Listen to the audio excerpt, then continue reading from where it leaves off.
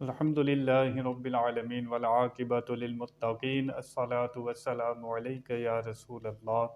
اللہ تعالیٰ سورۃ الانعام میں ارشاد فرماتا ہے، قل لا اجد فیما اوحی الی محرما علی طاعم یطعمہ الا ان یکون میتۃ او دما مسفوحا او لحم خنزیر فانہ رجس و فسق اہل لغیر اللہ بہ فمن اضطر غیر باغ ولا عاد فان ربک غفور رحیم۔ تم فرماؤ میں نہیں پاتا اس میں جو میری طرف وحی ہوئی کسی کھانے والے پر کھانا حرام مگر یہ کہ مردار ہو یا رگوں کا بہتا خون یا بد جانور کا گوشت یا نجاست یا بے حکمی کا جانور جس کے ذبح میں غیر خدا کا نام پکارا گیا، تو جو ناچار ہوا نہ یوں کہ آپ خواہش کریں نہ یوں کہ ضرورت سے بڑھے، تو بے شک اللہ بخشنے والا مہربان ہے۔ انسان جس طرح تکوینی احکام میں اللہ کا پابند ہے، اللہ تعالیٰ نے کس کو پیدا کرنا ہے، کس کو موت دینی ہے، کون دنیا میں کتنا وقت گزارے گا، کتنا رزق ملے گا، کتنی عزت ملے گی، کتنی ذلت ملے گی، یہ سب اللہ تعالیٰ کے دست قدرت میں ہے۔ یہ تکوینی احکام ہیں، انسان کا اس میں کوئی دخل نہیں ہے۔ یہ اللہ تعالیٰ کے ازلی فیصلے ہیں کہ انسان دنیا میں جائے گا اور پھر اسے واپس لوٹنا ہے۔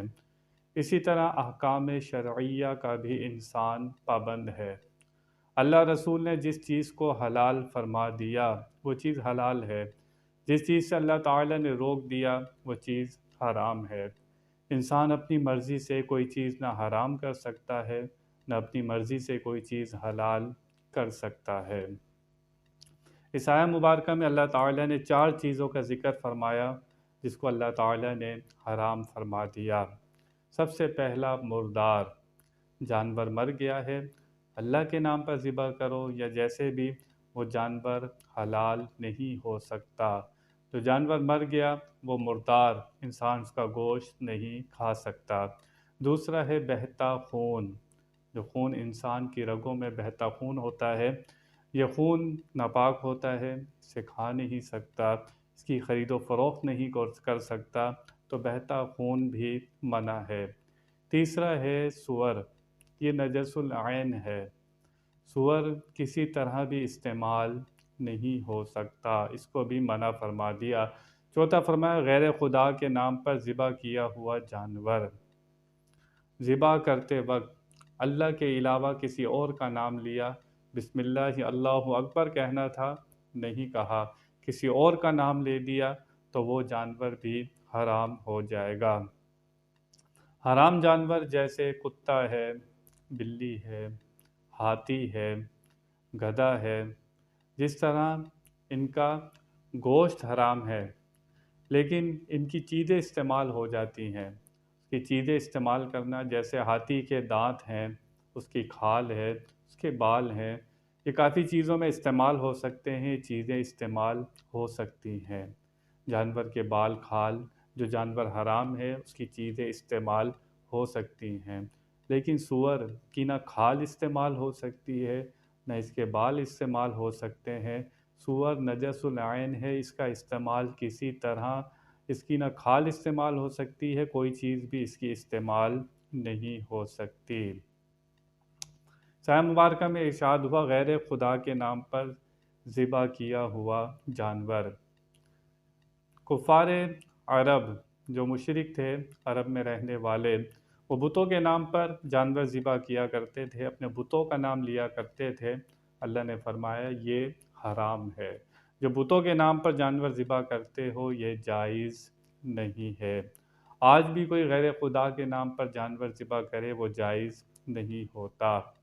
بحالت مجبوری، اس آیہ مبارکہ میں بتایا گیا کہ انسان مر رہا ہو اور اسے پکا یقین ہو کہ اگر میں نے حرام جانور، حرام گوشت نہیں کھایا تو میری موت واقع ہو جائے گی اور انسان گناہگار ہوگا، تو اللہ فرماتا ہے اتنا کھا سکتا ہے کہ اس کی جان بچ جائے۔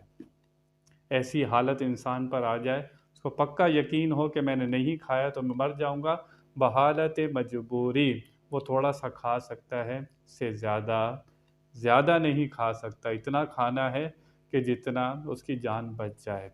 اور وہ کھانے سے وہ چیز حلال نہیں ہو جائے گی، حرام ہی رہے گی، بحالت مجبوری اس کا کھانا اللہ فرماتا ہے کہ وہ جائز ہے۔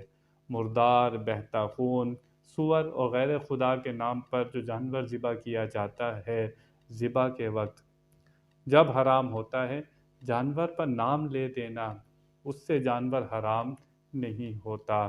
اب بقرعید کے لیے جانور لاتے ہیں تو کوئی پوچھتا ہے یہ جانور کس کا ہے؟ آپ کہتے ہیں یہ ملک صاحب کا ہے، یہ جانور شیخ صاحب کا ہے۔ اب غیر خدا کا نام تو آپ لے رہے ہیں، کیا جانور حرام ہو جاتا ہے؟ نام لینے سے جانور حرام نہیں ہوتا۔ جانور کب حرام ہوگا؟ جب آپ ذبح کرتے وقت اس شخص کا نام لیں۔ بسم اللہ اگر آپ کہیں شیخ صاحب کا، جانور حرام ہو جائے گا۔ ذبح کے وقت آپ غیر خدا کا نام لیں گے، جانور حرام ہوگا۔ ویسے جانور پر نام لیتے ہیں، ملکیت ظاہر کرتے ہیں تو اس سے جانور حرام نہیں ہوتا۔ یہ جانور رسول کریم صلی اللہ علیہ وسلم کے نام پر ہے، یہ جانور غوث پاک کے نام پر ہے، 11ویں شریف کا ہے، تو نام لینے سے جانور حرام نہیں ہوتا۔ جانور حرام ہوتا ہے ذبح کے وقت غیر اللہ کا نام لیا جائے۔ یہی آیہ مبارکہ میں فرمایا جا رہا ہے کہ وقت ذبح کے وقت غیر اللہ کا نام لیا تو جانور حرام ہو جائے گا، ویسے کسی اور کا نام اس پر بولا جائے تو جانور حرام نہیں ہوتا۔ اللہ تعالی ہمیں سمجھنے کی توفیق عطا فرمائے۔ وآخر دعوانا ان الحمد للہ رب العالمین۔